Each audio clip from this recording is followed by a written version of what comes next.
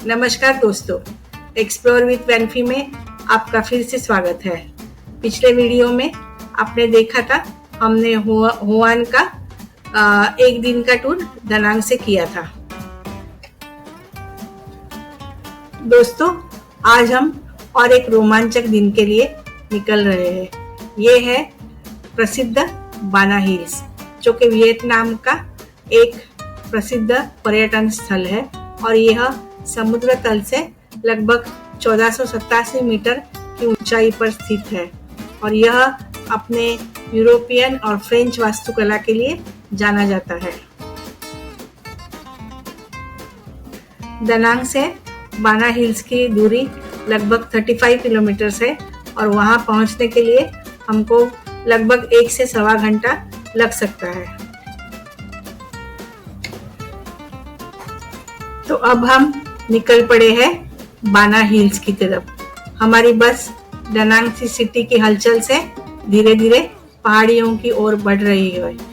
इस यात्रा के दौरान मैं आपको बाना हिल्स के बारे में कुछ दिलचस्प जानकारी दे दूंगी। बाना हिल्स वियतनाम के सबसे प्रसिद्ध हिल स्टेशन में से एक है। थोड़ी ऊंचाई पर हम लोग देख रहे हैं खूबसूरत दनांग शहर का नज़ारा। एक तरफ फैली हुई हरी भरी पहाड़ियां है और दूसरी तरफ आपको नजर आ रहे है भव्य लेडी बुद्धा की मूर्ति, जो दनांग की सबसे ऊंची और प्रसिद्ध मूर्तियों में से एक है। उसके पास ही स्थित है पैगोडा। मैं आपको बता दूं कि हमने लेडी बुद्धा और पैगोडा का वियतनाम का एपिसोड 2 में पूरी तरह कवर किया है। अगर आपने ये वीडियो नहीं देखा तो कृपा करके वीडियो जरूर देखें। दोस्तों, अब हम बाना हिल्स पहुंच गए हैं और आज का दिन काफी रोमांचक और खास होने वाला है। यहाँ हम देखने वाले हैं दुनिया का मशहूर गोल्डन ब्रिज, जिसे 2 विशाल पत्थर जैसे हाथ थामे हुए हैं। यहाँ यह पुल एक पहाड़ी से दूसरी पहाड़ी तक बना हुआ है और इसके अलावा हम यहाँ फ्रेंच विलेज भी विजिट करने वाले हैं, जो कि यूरोपीय शैली में एक वास्तुकला का उत्तम नमूना है। बाना हिल्स पहुंचने के लिए आपको एक शानदार केबल कार की सवारी लेनी पड़ती है, जो कि दुनिया में सबसे लंबी नॉन-स्टॉप केबल कार मानी जाती है।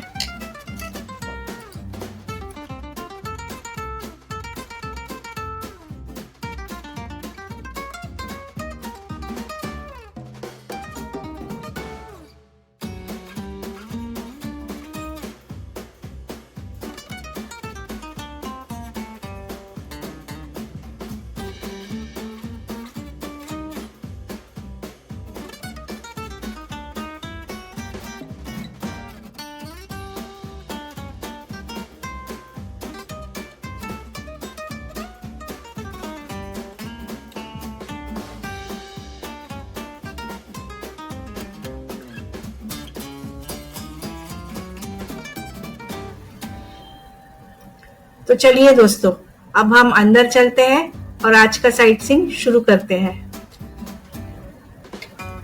तो चलिए, अब हम चलते हैं केबल कार स्टेशन की तरफ। केबल कार स्टेशन पहुंचने के लिए हमको काफी पैदल चलना पड़ रहा है। रास्ते में आइसक्रीम की दुकान दिख रही है। बहुत सारे लोग आइसक्रीम खरीद रहे हैं, लेकिन हम लोग अभी सीधा आगे बढ़ के केबल कार स्टेशन की ओर चल रहे हैं। अब हम बाना हिल्स के केबल कार स्टेशन पर पहुंच गए हैं। यह केबल कार हमें ऊपर पहाड़ों की ओर ले जाएगी।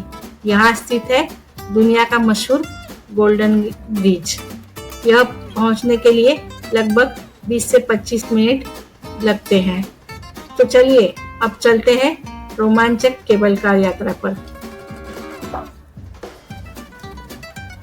वाह, फैंटास्टिक! अब हम गोल्डन ब्रिज पर पहुंच गए हैं। केबल कार की शानदार यात्रा के बाद जैसे ही हमने इस ब्रिज पे कदम रखा, ठंडी हवा का झोंका चेहरे को छू गया। चारों तरफ बादलों का नजारा और पहाड़ियां मन को मंत्रमुग्ध कर देती है।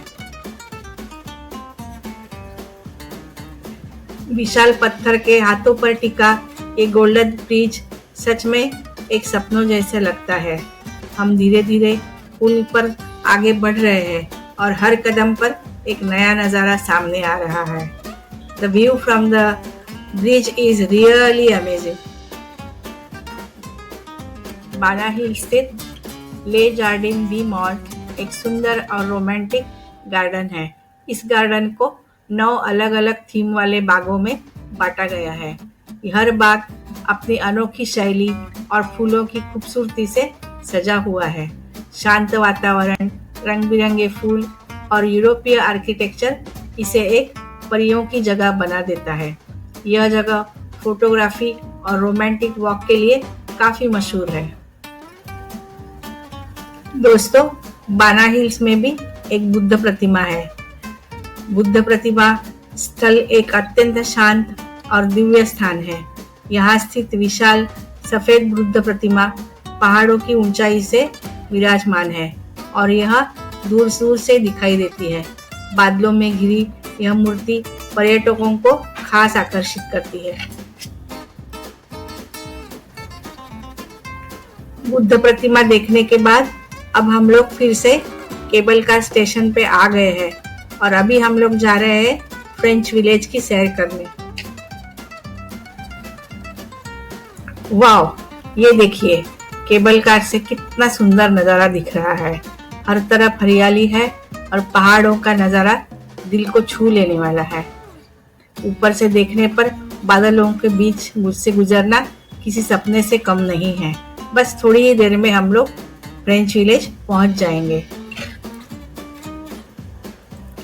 केबल कार से सामने ही गालूर फ्रेंच स्टेशन दिख रहा है। सामने की खूबसूरत फ्रेंच विलेज दिखाई देने लगी है, जैसे कि हम किसी यूरोपीय शहर में आ गए हो। तो तैयार रहिए, कुछ ही पलों में हम लोग फ्रेंच विलेज उतरने वाले हैं। तो चलिए, केबल कार से बाहर आना हो गया है और अब हम बढ़ते हैं फ्रेंच विलेज की ओर। केबल कार से बाहर आने के बाद फ्रेंच विलेज तक आपको थोड़ा पैदल चलना पड़ता है। रास्ते में आपको कुछ कॉफी के शॉप और स्नैक की दुकानें भी दिखाई देती है। अगर आप चाहे तो यहाँ कॉफी का आनंद उठा सकते हैं। यह फ्रेंच विलेज दानांग वियतनाम के सन वर्ल्ड बाना हिल्स थीम पार्क का एक हिस्सा है। यह टुडोंग सन पहाड़ियों में स्थित एक रिसोर्ट कॉम्प्लेक्स है, जिसमें गोल्डन ब्रिज, यूरोपियन थीम वाला गांव और फैंटेसी पार्क, इंडोर पार्क जैसे कई आकर्षण शामिल है। फ्रेंच विलेज में पत्थर की सड़कें, गॉथिक वास्तुकला और बहुत सारे कैफे भी है। इस दृश्य को आप बहुत ज़्यादा एंजॉय करने वाले हैं। आप सामने जो देख रहे हैं वो बुकिंग काउंटर है। इसमें लिखा है एडल्ट के लिए लगभग 8,50,000 डोंग का एंट्री टिकट है, जो कि इंडियन करेंसी में लगभग 3,000 रुपये होता है। बच्चों के लिए लगभग 7,00,000 डोंग टिकट है, जो कि इंडियन करेंसी में 2,500 रुपये होता है। इस टिकट में cable car, French village, golden bridge और फैंटेसी लैंड जैसे अन्य आकर्षण भी शामिल है। बाना हिल्स में स्थित यह फैंटेसी पार्क वियतनाम का सबसे बड़ा इंडोर अम्यूजमेंट पार्क है। यह पार्क दानांग के बाना हिल्स की पहाड़ियों में बना हुआ है और जूल्स वन की उपन्यासों से प्रेरित होकर यहाँ पे 100 से भी ज्यादा राइड्स और गेम्स आप देख सकते हैं। इस पार्क में 4D roller coaster, wax museum, underground tomb और बच्चों और परिवारों के लिए कई सारे गेम्स और रोमांचक एक्टिविटीज है। यह पार्क परिवार, कपल्स और बच्चों के लिए एक परफेक्ट डे ट्रिप का डेस्टिनेशन है, जहाँ के एडवेंचर, नेचर और एंटरटेनमेंट का पूरा ख्याल रखा गया है। बाना हिल्स का इंडोर अम्यूजमेंट पार्क वाकई में बहुत ही मजेदार है। अभी आप जो देख रहे हैं वह बॉटल नेक के चारों ओर एक रिंग फेंकने का खेल है। अगर रिंग सही जगह गिर गई तो आपको इनाम मिलेगा। इसके अलावा यहाँ और भी कई रोमांचक खेल हैं, जैसे कि toss games, claw machines, arcade video games और बच्चों के लिए मजेदार राइड्स भी है। हर उम्र के लोगों का ख्याल रखा गया है।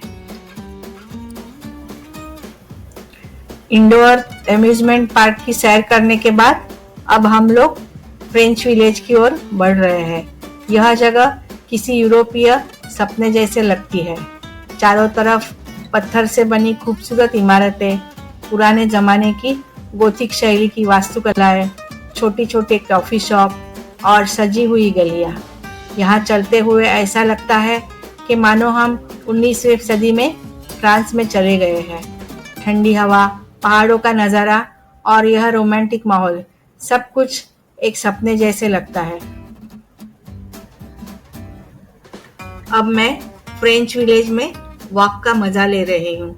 यहाँ बहुत सारे लोग फोटोग्राफी कर रहे हैं और वीडियो शूटिंग भी कर रहे हैं। कुछ फूड स्टॉल पर बहुत सारे लोग स्नैक्स और कॉफी का मजा ले रहे हैं। मैं और एक बात ऐड करना चाहूँगी, अगर आप यहाँ रुकना चाहते हैं तो यहाँ पर एक रिजोर्ट भी है जिसका नाम है मर्क्यूर दानांग फ्रेंच विलेज।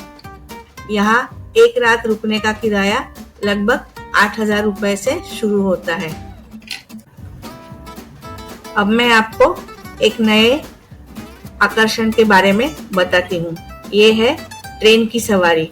बाना हिल्स के अंदर की ट्रेन राइड, जिसे फ्रेंच ट्रेन या फन ट्रेन भी कहा जाता है, जो कि पर्यटकों को एक शानदार और रोमांचक अनुभव देती है। यह ट्रेन आपको बाना हिल्स के अंदर अलग अलग आकर्षणों तक पहुंचाने में मदद करती है, जैसे कि Le Jardin de Mor garden, de Bay wine cellar और अन्य सुंदर स्थान आप ट्रेन राइड से कर सकते हैं। पहाड़ियों के ऊपर होने से ये ट्रेन का नज़ारा बहुत ही सुंदर है।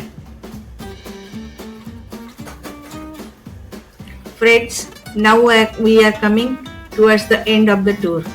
कुल मिलाकर ये टूर बहुत ही शानदार रहा। गोल्डन ब्रिज और फ्रेंच विलेज हमें खास तौर पर पसंद आया। दोस्तों, समय हो गया है कि हम केबल कार की ओर बढ़ रहे हैं और फिर से एक बार केबल कार का मजा लेने जा रहे हैं। हमने नीचे जाने के लिए केबल कार ले ली है। केबल कार हमें पहाड़ियों के नीचे ले जाएगी। बाना हिल्स में यात्रा करने का यह एकमात्र माध्यम है। यहाँ एक स्थान से दूसरे स्थान तक जाने के लिए केवल केबल कार का ही उपयोग किया जाता है। बाना हिल्स की केबल कार न सिर्फ सफर के आसान बना देती है, बल्कि आपको ऊंचाई से बेहद खूबसूरत नज़ारे भी दिखाती है। अब हम दानांग वापस आ गए हैं और डिनर के लिए जा रहे हैं। डिनर के लिए हमने नज़ारे रेस्टोरेंट सिलेक्ट किया है। इस वीडियो को मैं यही समाप्त करना चाहूँगी। अगर आपको ये वीडियो पसंद आया हो तो कृपया लाइक करें, शेयर करें और सब्सक्राइब करना ना भूलें। हम जल्द ही आपसे मिलेंगे वियतनाम के अगले एपिसोड में। Thank you for watching my video. Subscribe, like and share. Good night.